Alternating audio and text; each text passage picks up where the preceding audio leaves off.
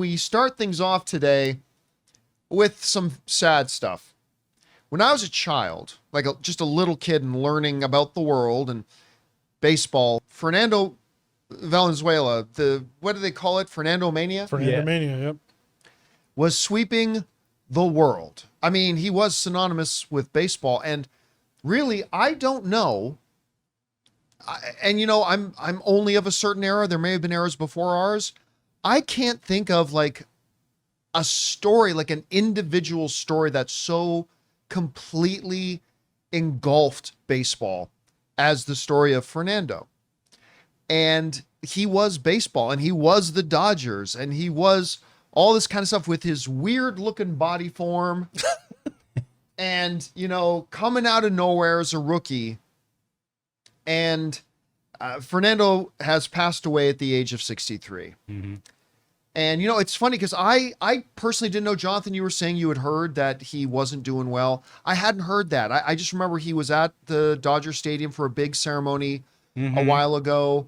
So it kind of caught me completely by surprise. But you said people kind of suspected. Yeah, no, it was known. It was public. Because he was the for the Spanish sports radio. He was the announcer. He was doing call by call. Yeah. For the Dodgers, and I just know, like, in watching the games, they would once in a while talk about him if he was gone and some of the health struggles he was going through. They were never specific. That was private to him, but I knew there was something going on. So when I read that yesterday, I was sad, but I also was like, okay, I kind of get it, Now, here's the thing.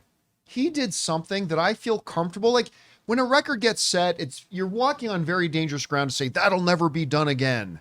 Because, records are made to be broken. But I feel very, very comfortable saying what Fernando Valenzuela did will never, ever remotely be touched. I was watching Rich Eisen talk about Fernando, and he brought up this chart. This is Fernando's first 8 games as a major league pitcher. His first 8 games as a major league pitcher. All of them complete games.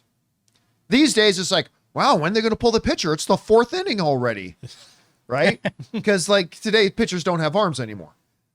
But like even back in that era when throwing a complete game was not completely unheard of, 8 complete 9-inning games.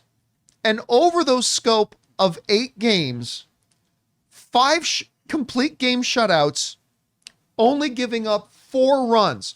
He had a 0.5 ERA. Not even one.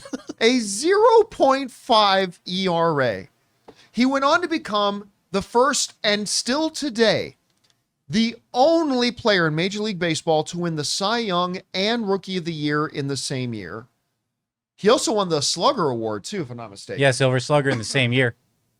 So, I mean, he was a pitcher who could hit. I think they said his lifetime, he was like 7 for 19 as a pinch hitter. Wow. For a pitcher? That's like Ohtani numbers.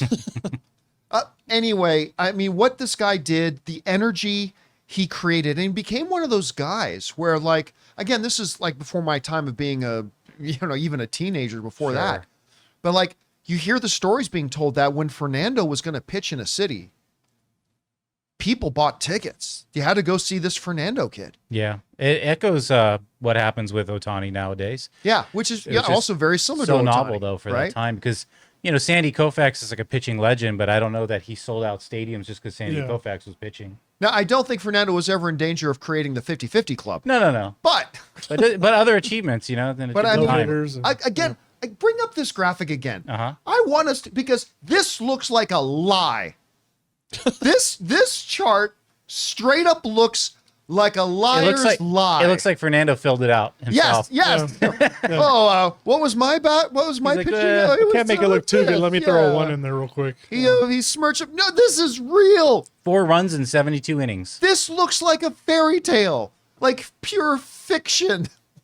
And that was like right out of the gate. It's just, and he just went on to have an incredible career. And I mean, you could feel it. I mean, we live in the Los Angeles area. I think you can feel it all around baseball, but You can really feel it in LA. Especially with the World Series starting on Yes, Friday and everything. against And the Yankees. crazy timing. In which, yeah, he was famous for that 81 game Yep. where the Dodgers, I think they won it in 6, if I remember correctly. I could be wrong, but I think they got it in 6. I can't remember if it was Dave Stewart, but he became one half of the only time in Major League Baseball history. I think Dave Stewart was the other half. I could be wrong. Where 2 pitchers threw no hitters in the same game. In 88, he threw a no hitter, and I think on that same day, I think it was Dave Stewart threw a no hitter as well. Crazy. Just absolutely nuts. And again, the passing of a legend, Fernando Valenzuela, at the age of 63. Guys, question is for you. If you're around my age, I mean, we might be a bit young to have watched him a lot, but I mean, the legacy is, unrefutable. It's just incredible. And the types of things he did were insane. Whatever your thoughts are, jump down to the comments below and let us know your thoughts.